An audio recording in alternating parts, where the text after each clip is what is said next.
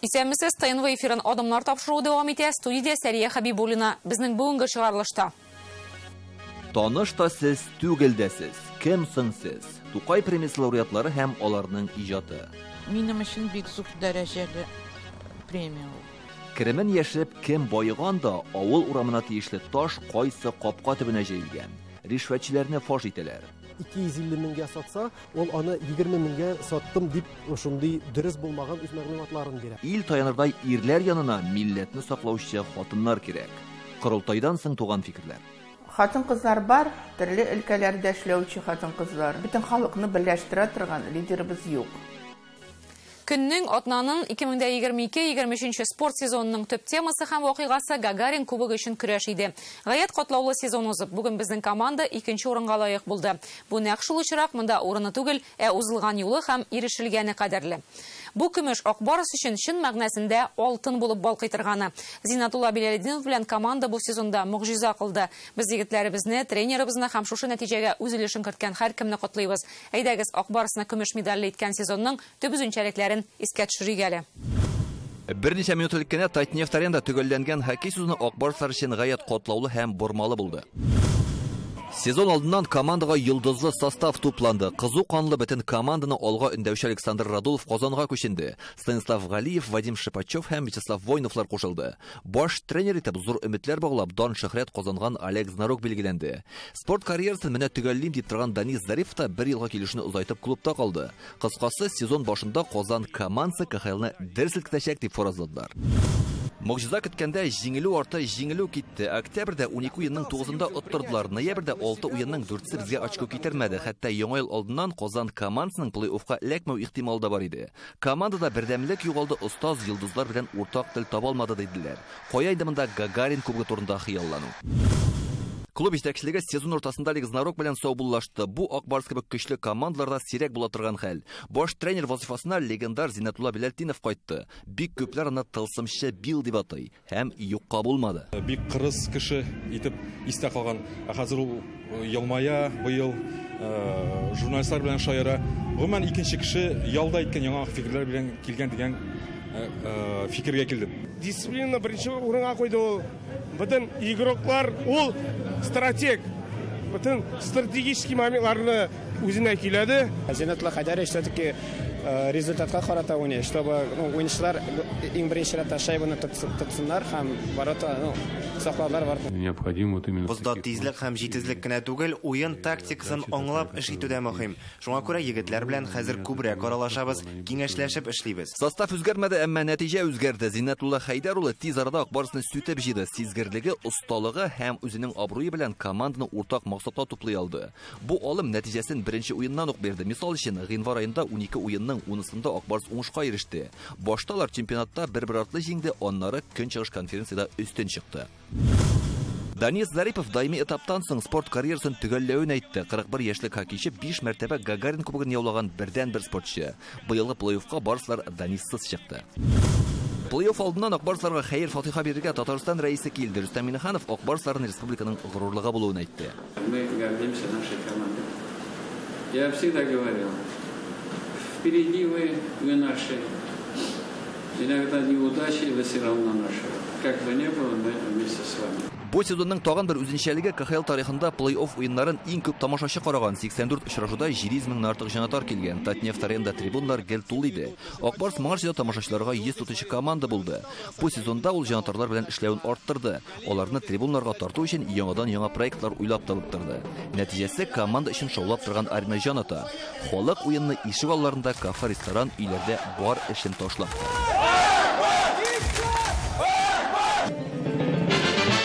Без бу атнада Габдулла Тукай туган көнне һәм туган тел көнен бәйрәм иттек. Шигърият бәйрәме, Тукай премияләрен тапшыру һәм Мин татарча сөйләшәм акциясе традициягә әйләнгән вакыйгалары. Ел саен зур интрига белән көтеп алына торганы, кайчакта бәхәсләргә китерә торганы дәүләт бүләге. Быел лауреатлар өчәү: Наиля Кумысникова, Шәүкәт Гаделшә һәм Фирдәүс Хановлар. Башка еллардан аермалы буларак, аларны безгә үзебез өчен премия алгач ачарга туры килә. Белмәү түгел, белергә теләмәү гаеп диләр. Без белергә теләдек һәм әйдәгез аларның иҗатлары белән җентекләп танышыйк. Түбән Кама шәһәренең Җәмигъ мәчете Татарстанда беренче Җәмигъ мәчете. Архитектор Фирдәус Ханов Түбән Камада һәм төзүчеләр даирәсендә билгеле шәхес. Зур проектларның берсе Җәмигъ мәчете, 900 кеше сыйдырышлы, 2 катлы, 2 заллы бина. Без институтта укыган вакытта, бер вакытта да мәчетләрне проект ясау буенча өйрәтмәләр. Кызганычка каршы. Күбрәк ширкәүләр, храмнар, аларны реконструкция, аларны ремонтлау, күп мәйберне өйрәнергә туры килде. Бу 4 манаралы мәчет, бер манарасы 3 метрга бигрәк башкаларына караганда ул каранна бик күренми. Аңа 1989 елда нигез салына, 96да төзеп бетерелә. Ул чорда Фирдәус Ханов татар иҗтимагый үзәгенең актив вәкиле була. Проект калынганчы урын билгеләү мәсьәләсендә хәл итәргә туры килә. Башта урынны биргәннәре шәһәрнең бер читендә. Фирдәус Ханов ул татар иҗтимагый үзәгенең актив әһеле булды.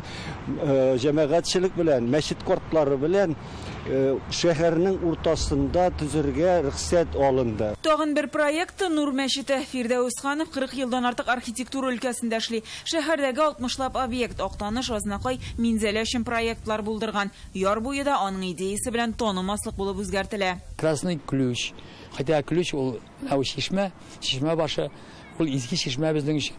Дәваланганнар үзебезнең Болгар ханлыгыннан килгән мондагы мөселман халкы. Шуңа инде шул тарихка бәянеп төзелгән әйбер булгач, кызыл ачкыч дип монда язып куйдык. Премиягә тәкъдим иткәндә исәпкә алынган тагын бер эше Тукай паркы.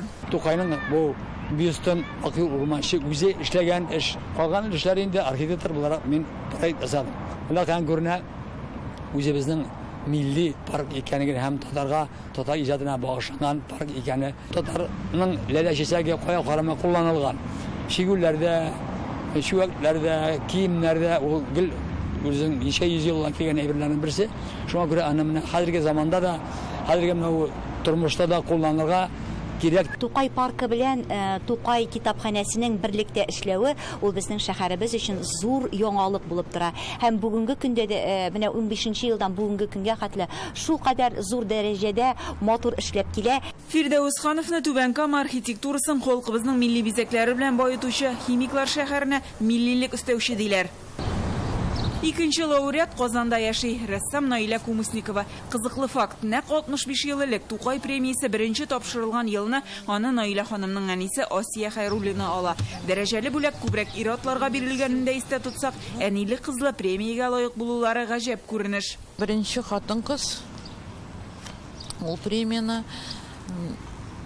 җилкәнсезләр спектакле өчен, менә Рөкыя роле өчен бик зур дәрәҗәле премия.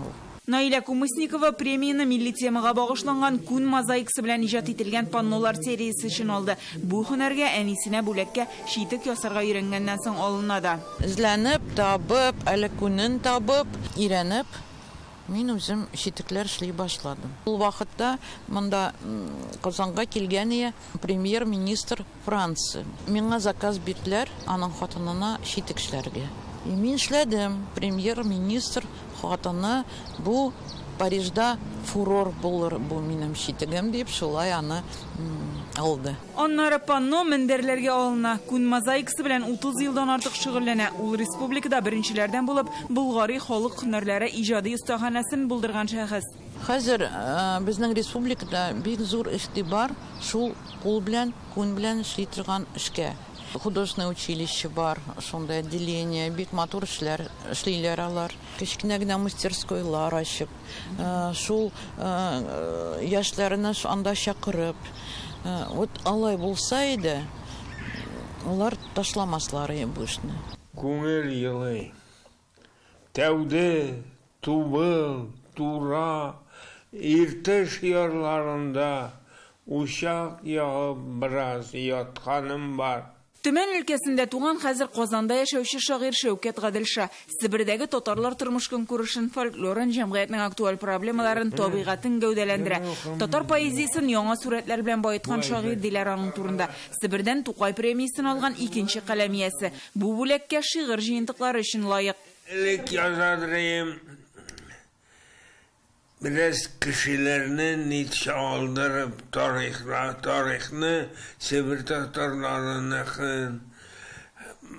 hazır kuştum kişinin tabiat içinde тұрышын, қарашларын, шулар яздыны, өзлері келіп тұралар. Туған яқта Сібірді, бекнақ оқилар мені.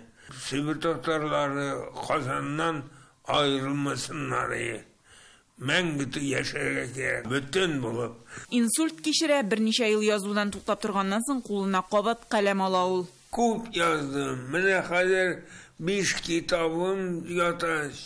Шығарырға ойлай башладым. Шиғриятны яратушылар премия лауреатын өзі үшін ашырға тілеушілер үшін мөмкинлек бар. Нәшір итергә әзерленгән, моңарчы бастырылган китаплар аша. Шәүкәт Гаделша халыкка сүз көче белән мөрәҗәгать итсә, Наилә Күмесникова күн мозаикасы сәнгатын яңа дәрәҗәгә күтәрә. Фирдәүс Ханов проект сызымнар аша шәһәрнең үз йөзен булдыра. Аларның иҗаты һәркемгә ачык. Гөлназ Сайфетдинова, Алмаз Зияддинов, Рәмзил Гарипов, Адымнар. 2020 елга халык санын алу нәтиҗәләрен белгәч, без милләт өчен шактый зур проблемаларны күрдек. Катнаш никахлар, халык саны кимү, туган телнең югалуы.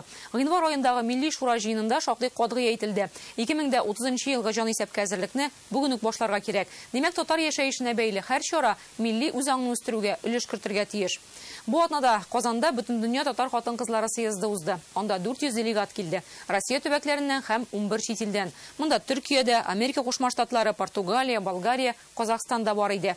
4 елга бер җыела торган бу курылтайда милләтне борчыган мәсьәләләргә урын бирелдеме соң? Нигә бүген татарга актив туташ ханымнар җитми? Фәйрүзә Мәҗитова шул хакта.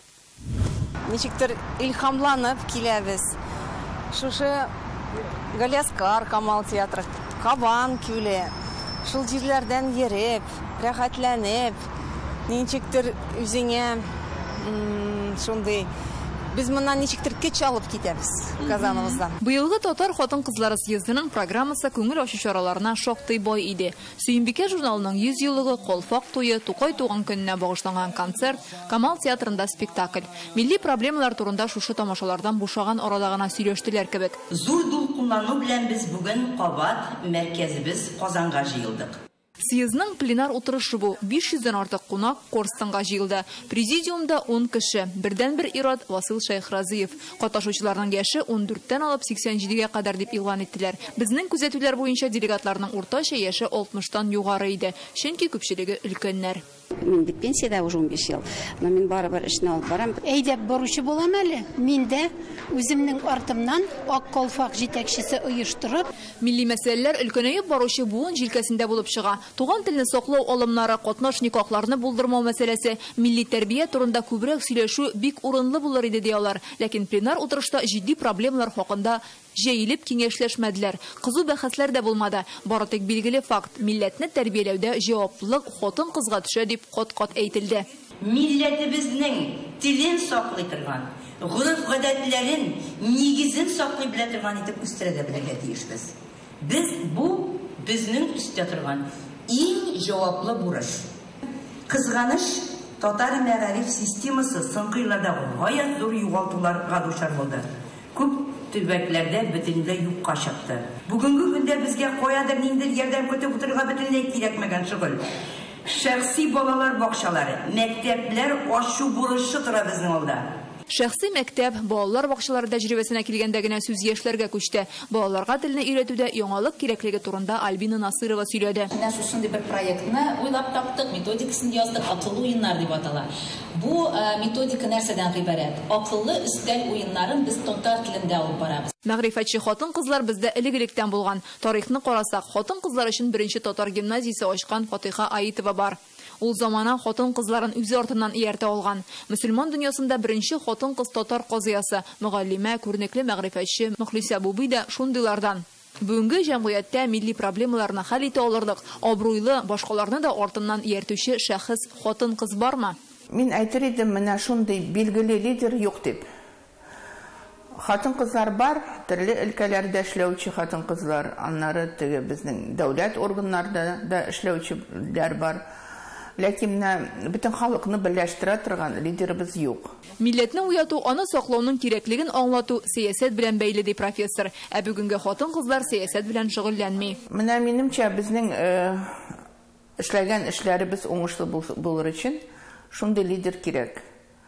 Чөнки менә һәрбер кешенең үз фикерләре бар, һәрбер кеше үзенчә уйлый, ничектер үзенчә менә булышырга тырыша безнең җәмгыять кайме. Әмма алып баручы безгә теге бу беренче рәттә эшли торган мәсьәләләр, бу икенче рәттә дип, аларны калдырга да була дип. Менә шундый bir lider кирәк иде. Бүгенге көнгә шәхесләр дигән хатын-кызларны күпмедер вакыттан аларга югары бәя бирелер, алар безгә юк шикелле күренә, әмма алар төрле җирләрдә эшлиләр, төрле өлкәләрдә хезмәт куялар. Ул бит менә без әйдәп баручы шәхес дибез, без күбрәк иҗтимагый эш белән шөгыльләнүчеләрне әйтәбез. Менә күз алдында тора торган, чыгып сөйли торган, үзләрен күрсәтә торган. Безнең халык һәрвакыт үз заманының лидерларына таянган. Татар дөньясында беренче президент Минтимер Шәймиев, Татарстан рәисе Рөстәм Миңнеханов, телне саклау юнәлешендә 4нче елын эшләүче Марат Әхмәтов. Ә менә гаилә ныклыгы, балалар тәрбияләү өлкәсендә хатын-кызлар үзләренә генә хас нечкәлекләрне исәпкә алып эш итә. Дөнья ирләрдән генә тора алмый. Ул тормышта Аллаһ Тәгалә табигать тарафыннан шулай тигез яралган, шуңа күрә алардан башка һич мөмкин түгел яшәргә дә, үсәргә дә. Алар бит әле безнең киләчәгебез, әлбәттә бар, һәм аларны безгә күбрәк күрергә, күбрәк табарга һәм күбрәк тәшлек ярдәм күрсәтергә кирәк. Я думаю, что очень важно сегодня работать именно с молодежью. Бүген яшьләр белән эшләргә кирәк, ә аларга бу форум форматы кызык түгел. Мин моны социолог буларак та әйтә алам. Бүген яшьләр интернетта утыра, алар белән эшләү, милли проблемаларны хәл итү өчен яңа алымнар аша күңелләренә ачкыч табарга кирәк. Безнең алда 2030 елга халык санын алуга әзерлек. Димәк, милләттәшләребезнең санын һәм туган телдә сөйләшүчеләрне киметмәү бурычы тора. Ә моңа без бары тик яңача күзаллау ашагына ирешә алачакбыз ди кунаклар. Без бит инде кайттык та, матур киемнәр, калфаклар киек дә, бидек, җырладык та, кайтып киттек дә, шуның белән тәмамланырга тиеш түгел. Алар анда ниндидер чараларда бу турыда сөйләргә, халыкка җиткерергә. Фәрүзә Мәҗитова, Рәмзил Гарипов, Данил Филадов, Рүзәл Шәрипов, Адымнар. Бу атнада Татарстан рәисенең коррупция каршы сәясәт мәсьәләләре идарәсе безне ришвәтчелек буенча өр-яңа фактлар белән шаккатырды. Бу заманда кешене бер нәрсә белән дә шаккатырып булмый кебек, әмма ришвәтчелеккә килгәндә түрәләр һәм җаваплы урыннарда эшләүче җитәкчеләр аның яңа формалары белән тон калдыра ала әле. Кемдер муниципаль милеккә ия булу өчен үз-үзе белән килешү төзи. Кемдер банктагы счеты турында хисап бирергә оныта. Туганнарын штатка алып эшләмәгән өчен акча түләүчеләр бар. Кемдер үз йорты янына бюджет акчасына юл салдыра. Узган ел Татарстанда ришвәтчелек белән бәйле 1181 җинаять ачыкланган. 2021 ел белән чагыштырганда нибары 26 очракка кимрәк. Тикшерелгән 397 дәүләт хезмәткәренең 390-ы җаваплылыкка тартылган. Бу бик зур күрсәткеч. Нигә ришвәтчелекне бетереп булмый һәм булмаячак? Алия Хайретдинова репортажы. Яңа Мәртле авылының Кызыл армия урамы. Монда юл начар булу сәбәпле узган ел монда ак-вак таш җәеп чыкканнар. Бу эшне башкарып чыгарга үзара салым программасы да ярдәм иткән. Җирле халык әйтүенчә, һәрбер кешедән 500 сум акча җыеп чыкканнар. Унлап КАМАЗ килгән, ташны җәйгәннәр, ләкин шул КАМАЗларның берсе ташны нәкъ менә авыл җирлеге башлыгы йорты каршына китереп сала. Хуҗа үзе кушкан икән. Андрей Вячеславович, бу эшкә ачыклык кертер өчен без авыл җирлеге башлыгы белән аралашып алырга теләгән идек, ләкин ул йортыннан чыкмады, телефонына җавап бирмәде. Без күшкә авыл җирлеге башлыгы Андрей Стрелковның күршеләре белән аралашырга булдык. Әмма бу вакыйга турында әллә белмиләр, әллә күрше хакы, Алла хакы дип белмәмешкә салыштылар. Это я не знаю. Мы не в курсе. Не слышали? Нет. Не слышала я? Не знаю я. Никогда не было. Никогда вот трава растет, видите сами? Никогда не было. Никто не приезжал и не копали. Не видел, я не знаю. Буа районы башлыгы урынбасары Илдар Еремеев әйтүенчә, соңгы 10 елда монда ришвәт белән бәйле бер очрак та теркәлмәгән. Бу беренчесе. Без аны комиссия белән карадык. Без аны прокуратура тарафыннан кешеләрдә комиссияга катнаштырдык. Барып бергә карадык. Ул теге Мәйтергә кирәк 2,5-га 2,5 дип мәйданчылык инде ул. Безнең тарафтан Стрелковка наказание чыгарылды. Шуның өчен инде без ул хәлне авыл җирлеге башлыклары җыелышында да танышып киттек. Андрейның инде әйтеп китәргә кирәк, үз капкасына берничә километр таш салырга теләге булган икән. Аның асы буенча ул аның акчасын түләгән. Зыяны 4000 сум тирәсе. Шул рәвешле узган һәм бу елның эш аенда коррупциягә каршы сәясәт мәсьәләләре идарәсе 397 дәүләт һәм муниципаль хезмәт вәкилен тикшергән. Нәрсә ачыклана? Бер җитәкче хатынның кремен яшерә, ә ул иреннән дә бай булып чыга. 25 чит ил компаниясының кыйммәтле кәгазьләре бар икән. Әгерҗе авыл җирлеге башлыгы декларациягә 200 000 сум кремен, 25 суты җир кишәрлеген кертми. Әлмәт районда безнең кремнәре чыгымнары турында дөрес мәгълүматлар бирмәгән, анда хата дип әйтиммесең инде кеше берничә миллионлаган сум үз кремнәре чыгымнарында аны күрсәтмәгән. Яңа Шишмә районында безнең берничә кеше үз машиналарын, үз авыр техникасын сатты һәм шул техниканы сатканда берничә меңгә ул сатты, әмма дә ләкин шул ук мәгълүматта шул 250 меңгә сатса, ул аны 20 меңгә саттым дип шундый дөрес булмаган үз мәгълүматларын бирә. Быел 5 җитәкче эшеннән алынган тагын 166 кеше хөкем ителгән. Аларның яртысы штраф белән котылса, 19-ын ирегеннән мәхрүм итәләр. Ышанычны югалту сәбәпле эштән куылучыларның 2018 елдан федераль реестры төзелә. Бу кара исемлектә хәзер 3700-дән артык кеше бар, шуларның 36-сы Татарстаннан. Бу реестрга син кертелсәң, син шул 5 ел дәвамында синең фамилияң, исемең шул реестрда ул бар һәм син шул ук башкарма дәүләт органнарында, җирле үзидарә органнарында эшли алмыйсың. Һәм иң мөһиме, пенсияга чыкканда шул син реестрда булсаң, синең махсус өстәмә түләүләр яки субсидиялар булса, син аннан мәхрүм ителәсең. Ышанычны иң еш югалтучылар арасында беренче урында дәүләт һәм муниципаль хезмәт вәкилләре, икенче урында Эчке эшләр министрлыгы хезмәткәрләре тора. Татарстан муниципаль берәмлекләр советында әйтүенчә, районнарда 3 айга бер тапкыр ришвәтчелеккә каршы көрәш комиссиясе утырышы уза, депутатларны хәтта ришвәт алмаска өйрәтәләр. Депутаты местного самоуправления, они выбираются населением.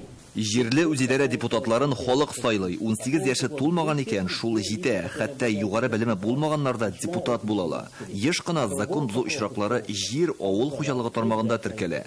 Шулай ук үз кремен, чыгымын күрсәтергә онытучылар бар. Ну, с землей, как правило, наиболее коррупционный такой сфера. Закон кысалары шундый киңәйгәч, без әтәниләрендә аларның абыйларын, аларның апаларын, яки шул абыйларның апаларының ирләрен һәм хатыннарын тикшерә алабыз. Аның кремнәре тиге закон тарафыннан булмаган дигән безнең нәтиҗә булса, аны шул милекне без кире дәүләткә кайтара алабыз. Гомумән алганда коррупция белән бәйле хукук бузу очраклары Татарстанда кимегән. 10 ел элек законсыз алыш-биреш һәр 5нче татарстанлыга хас булса, хәзер бу сан 2 тапкырга азрак. Тикшерүдә тизрәк бара. Элек крем чыгымнарын ачыклар өчен 2 ай кирәк булса, хәзер бер көндә җитә. Моның өчен махсус Посейдон программасын кулланалар. Якын арада кара исемлек тулыланырга тиеш. Аңа Биектау районы авыл җирлеге советы депутаты һәм Татарстан дәүләт төзелеш күзәтчелеге инспекциясеннән 2 хезмәткәр өстәлергә тора, диләр идарәдә. Алия Хайретдинова, Алмаз Зиядинов, Игорь Романов, Адымнар. Атнаның гыйбрәтле хәлләре, сабаклары һәм тормышыбызга юморлы караш кодак сәхифәсендә сүзне Данил Сафаровка тапшырыйк. Исәнмесез. Бу атнада Коми Республикасы башлыгы уңайсыз хәлгә калды. Аның янына парковкада ЮХИДИ хезмәткәрләре килә һәм тиешсез җирдән машинаны алуын сорый. Чөнки халык дәгъва белдерә икән.